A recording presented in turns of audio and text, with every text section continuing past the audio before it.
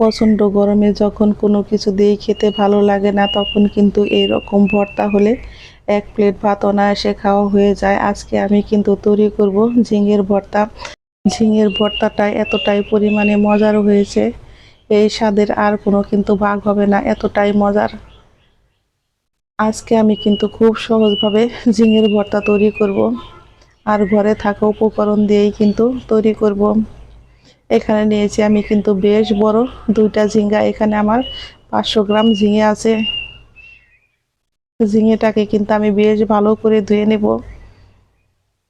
এখন যে শক্ত অংশটুকু আছে, আমি কিন্তু ছুরির সাহায্যে এইভাবে একটু দুই মাথাটাকে আমি কেটে নিব। এখন যে শক্ত অংশটুকু আছে, আমি ছুরির সাহায্যে কিন্তু এইভাবে একটু চেঁচে ফেলে দেব।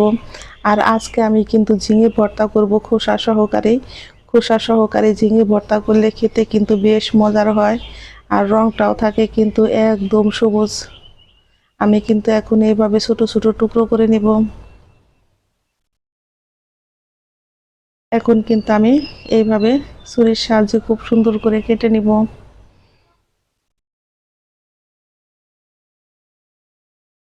হ্যালো বন্ধুরা, সুলতা কুকিং রেসিপির পক্ষ থেকে সকলকে জানাই স্বাগত। এই পর্যায়ে আমার রান্নার রেসিপি একটু যদি ভালো লেগে থাকে, অবশ্যই একটা লাইক, কমেন্ট এবং একটা সাবস্ক্রাইব করতে ভুলবেন না। আমি ঝিঙ্গাগুলোকে কিন্তু বেশ ভালো করে কেটে একটা প্লেটে তুলে নিয়েছি। এখন নিয়েছি আমি একটা মিডিয়াম সাইজের রসুন।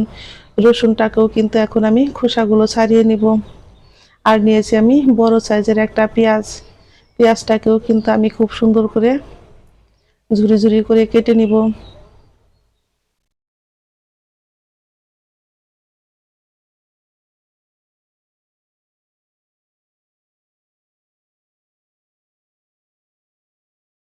ভর্তা তৈরি করা কিন্তু একদম সহজ, যারা নতুন আছেন তারাও কিন্তু এই ভর্তাটা তৈরি করে নিতে পারবেন। এখন আমি চুলায় একটা কড়াই বসিয়ে দিয়েছি, কড়াইতে দিয়েছি পরিমাণ মতো সরিষার তেল। এই ভর্তাটা অবশ্যই বন্ধুরা সরিষার তেল দিয়ে করবেন, তাহলে দেখবেন ভর্তাটা খেতে বেশি মজার হয়। আর যদি সরিষার তেল না থাকে, তাহলে বন্ধুরা যে কোনো তেল দিয়েও করতে পারেন, তাতে কোনো সমস্যা নেই। এখন আমি এর মধ্যে দিয়ে দিব বেশ কিছুটা পরিমাণে পাকা কাঁচামরিচ, রসুন, আর দিয়ে দিব লবণ। এখানে দিয়েছি আমি মিডিয়াম সাইজের একটা টমেটো। এখন সমস্ত উপকরণ দিয়ে আমি কিন্তু একটু হালকা করে ভেজে নিব। এগুলো কিন্তু আমার খুব সুন্দর করে হালকা করে ভাজা হয়ে গেছে। এখন আমি চুলাই থেকে নামিয়ে ঠান্ডা করে বেটে নিব। আবারও আমি কড়াইতে দিয়ে দিব পরিমাণ মতো সরিষার তেল। তেলটা আমার গরম হয়ে গেছে। আমি 3টা শুকনা মরিচকে কিন্তু খুব ভালো করে ভেজে নিয়েছি, চুলাই থেকে নামিয়ে নিব। আর দিয়েছি আমি হাফ চামচেরও কম কালো জিরে। ফোড়নটা আমার রেডি হয়ে গেছে।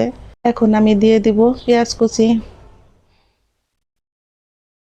পেঁয়াজ কুচিটা দিয়েও কিন্তু আমি হালকা একটু ভালো করে ভেজে নেব।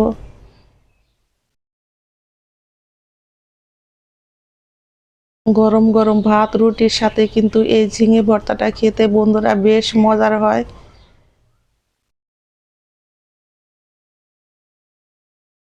আমার পেঁয়াজ ভাজিটা কিন্তু হয়ে গেছে। এখন আমি এর মধ্যে দিয়ে দিব বেটে রাখা ঝিঙেগুলো। আপনারা কিন্তু চাইলে ব্লেন্ডারও ব্লেন্ড করে নিতে পারেন। বন্ধুরা ভর্তা মানে শিলপাটা। শিলপাটার ভর্তা কিন্তু অন্য রকমের মজা, সেটা বলে বোঝানো যাবে না। এর স্বাদ আর গন্ধ দুটাই অন্য রকমের মজা। এখন আমি দিয়ে দিব এই বাটা ঝিঙেগুলো। আর ঝিঙেগুলোকে কিন্তু আমি একদম মিহি পেস্ট তৈরি করেছি। এখন ঝিঙেগুলো দিয়ে কিন্তু চুলার আঁচটাকে বাড়িয়ে আমি অনবরত এইভাবে নাড়তে থাকবো, যতক্ষণ পর্যন্ত আমার ঝিঙেগুলো ভাজা ভাজা না হয়, ততক্ষণ পর্যন্ত কিন্তু আমি এইভাবে 4 থেকে 5 মিনিট খুব সুন্দর করে ভেজে নিব। আর চেক করে নিব লবণটা ঠিক আছে কিনা। লবণটা আমার একদমই ঠিক আছে, লবণ আর দিতে হবে না। আর বন্ধুরা দেখতেই পারছেন ঝিঙের ভর্তা কিন্তু হয়েছে একদম সবুজ। না বললে কিন্তু কেউ বুঝতে পারবে না যে এটা ঝিঙের ভর্তা, অথচ খেতে হয়েছে দুর্দান্ত মজার। এখন আমি দিয়ে দিব ভেজে রাখা সেই শুকনো মরিচ। মরিচটা দিয়েও কিন্তু আমি আবারও খুব ভালো করে একটু নেড়ে নিয়েছি। ঝটপট তৈরি হয়ে গেল কিন্তু আমার ঝিঙের ভর্তা। এই গরমে যখন কোনো কিছু দিয়ে খেতে ভালো লাগে না, তখন কিন্তু এই রকম ঝিঙের ভর্তা হলে আর কিছুই লাগে না বন্ধুরা। এক প্লেট ভাত কিন্তু নিমেষেই খাওয়া হয়ে যায়। আর ঝিঙের ভর্তাটা কিন্তু এখন আমার কড়ার থেকে ছেড়ে আসছে। এই অবস্থায় যখন দেখবেন কড়াই থেকে ছেড়ে আসে তখন কিন্তু আপনারা বুঝতে পারবেন আপনাদের ভর্তাটা একদম সম্পূর্ণভাবে রেডি হয়ে গেছে। আমার ভর্তাটা কিন্তু একদম সম্পূর্ণভাবে রেডি হয়ে গেছে। চুলায় থেকে নামিয়ে নিব, নামিয়ে পরিবেশন করে দেখাচ্ছি। বন্ধুরা দেখুন কতটা পরিমাণে সুন্দর হয়েছে, আর গরম গরম ভাতের সাথে খেতেও হয়েছে কিন্তু সেই স্বাদ। ঝটপট তৈরি হয়ে গেল আমার ঝিঙে বাটা বাকি ঝিঙের ভর্তা।